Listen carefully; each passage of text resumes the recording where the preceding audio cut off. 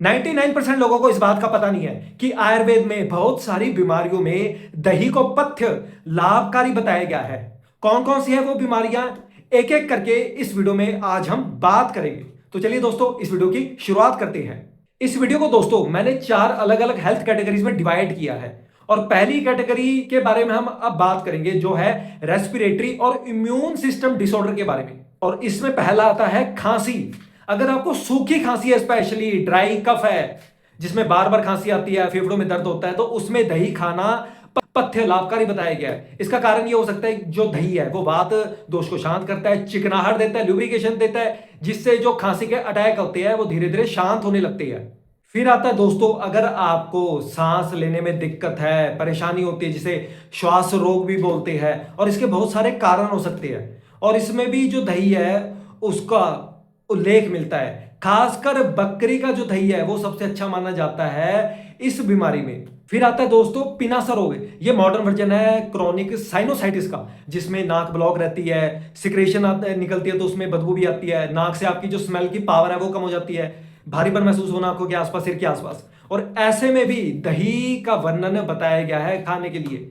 Next आता है प्रतिशय, मतलब अगर आपको राइनाइटिस है, एलर्जिक राइनाइटिस है, आपको पानी वगैरह बहता है, आंख में दर्द होता है, लाल वगैरह होती है आंखों से, यहाँ पे भी भारीपन महसूस होता है, थोड़ा सा भारीपन महसूस होता है, शरीर में भी थोड़ा हल्का दर्द रहता है, तो ऐसे में भी दही के बारे में बताया गया है। और आखिरी जो बीमारी है कैटेगरी 1 में वो आती है विषम ज्वर। विषम ज्वर का मतलब इंटरमिटेंट फीवर, जो बुखार है वो अचानक से आ जाएगा, फिर अचानक से चला जाएगा, रिमिशन में हो गया आपका बुखार, फिर कई बार ये लंबे समय के लिए आएगा, कई बार छोटे समय के लिए ये बुखार आएगा, मतलब आता जाता रहता है। और विषम ज्वर में भी दही का उपयोग बताया गया है। अब दोस्तों हम बात करते हैं कैटेगरी 2, पाचन संबंधी जो बीमारी है उसमें दही को पथ्य लाभकारी बताया गया है, जिसमें पहला आता है अरुचि। अगर आपको खाने में कोई मन नहीं कर रहा है, आपका जो मन है हट चुका है खाना खाने से, कोई आप में इंटरेस्ट नहीं है खाना खाने में, तो ऐसे में दही खाने के लिए बताया जाता है। फिर आता है दोस्तों, अगर आपको भूख कम लगती है, पाचन शक्ति कमजोर हो चुकी है, तो ऐसे में भी दही जो है लाभकारी बताया जाता है। फिर आता है दोस्तों लूज मोशन, अगर आपको लगे है, डायरिया हो चुका है, बार बार आपको टॉयलेट जाना पड़ रहा है, तो आप सबको पता ही है कि जो दही है वो खाने के लिए बताया जाता है। ताजा मीठा जो फ्रेश दही होता है वही इसमें अच्छा रहता है, और इसमें कई बार इसबगोल भी मिलाया जाता है दही को पतला करके, ताकि आपको थोड़ा और भी अच्छे रिजल्ट्स मिले।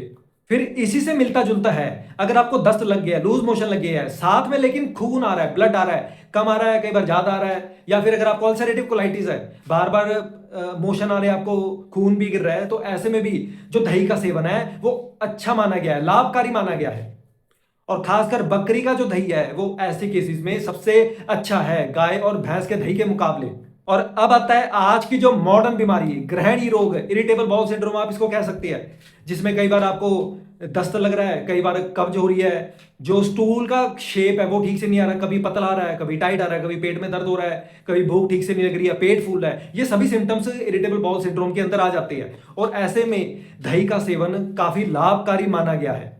और आखिरी आता है पाचन संबंधित बीमारियों में, वो है पाइल्स, बवासीर। अगर आपको बवासीर है, चाहे खूनी बवासीर है या बिना खूनी वाली बवासीर है, तो इसमें भी जो दही का सेवन है वो लाभकारी बताया जाता है। अब दही को कैसे लेना है कैसे नहीं, वो डिपेंड करता है आपके सिम्टम्स को देखकर बवासीर आपको किस तरह की है। अब दोस्तों हम बात करेंगे कैटेगरी 3 की, जो कि आती है कमजोरी संबंधित जो बीमारियां हैं, जिसमें पहला आता है अगर आपका शरीर पतला है, दुबलापन है, शरीर कमजोर है, वजन नहीं बढ़ता है, तो ऐसे में दही का सेवन अच्छा माना जाता है, क्योंकि दही जो है वो शरीर में फैट को बढ़ाता है, मांस को बढ़ाता है, और शरीर की ताकत को बढ़ाता है, और शरीर को धीरे धीरे हष्ट पुष्ट बनाता है।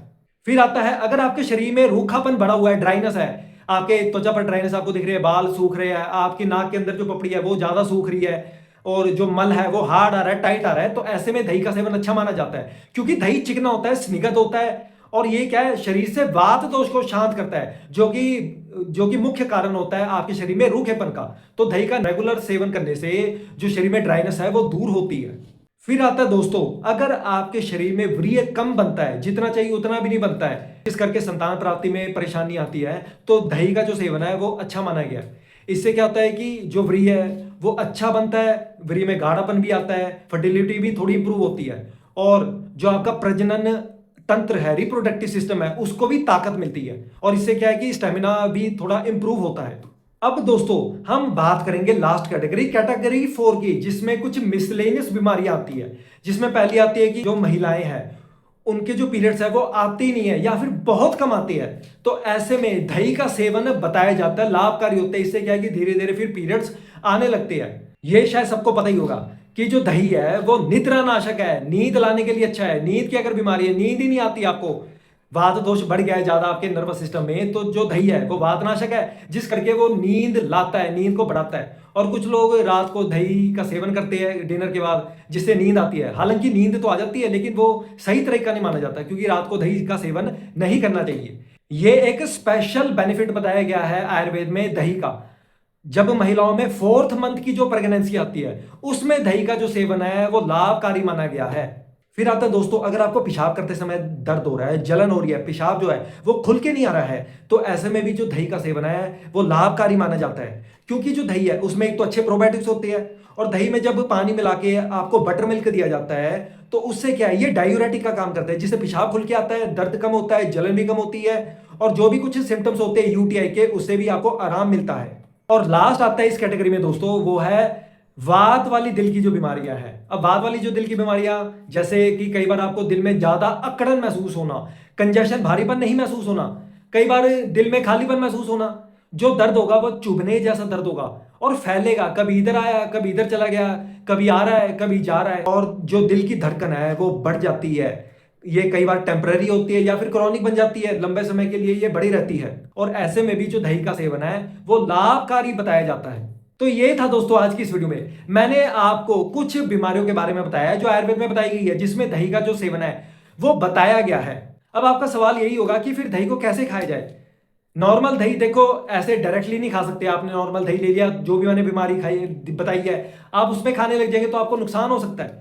एक्चुअल जो दही लेना है, कितनी मात्रा लेनी है, कितना पानी मिलाना है, कौन से जानवर का लेना है, वो तो रोगी को देखकर, पेशेंट को देखकर, उसके सिम्टम्स को देखकर ही बताया जाता है। इसलिए आयुर्वेद में सिंपल ऐसा नहीं बताया गया कि ये दही ले लो, इतनी मात्रा मिलाओ, आपकी बीमारी जो है वो ठीक हो जाएगी। नहीं, ऐसे नहीं, उसमें कुछ मिलाना भी पड़ता है ताकि जो दही है वो थोड़ी दवाई की तरह काम करे। और अगर आप चाहते हैं कि मैं जो आपको मैंने बीमारी बताई है उसमें दही को कैसे सही तरीके से लिया जा सकता है, तो उस पर भी मैं आने वाले समय में वीडियोस बना सकता हूं। तो दोस्तों इस वीडियो को आप लाइक करें, शेयर करें और मेरे चैनल से भी जुड़े रहिए। और नेक्स्ट वीडियो में मैं आपको बताऊंगा दही के क्या क्या फायदे हैं जो मॉडर्न साइंस बताती है, जो कि उन्होंने रिसर्च स्टडीज के आधार पर जो है वो बताए हैं।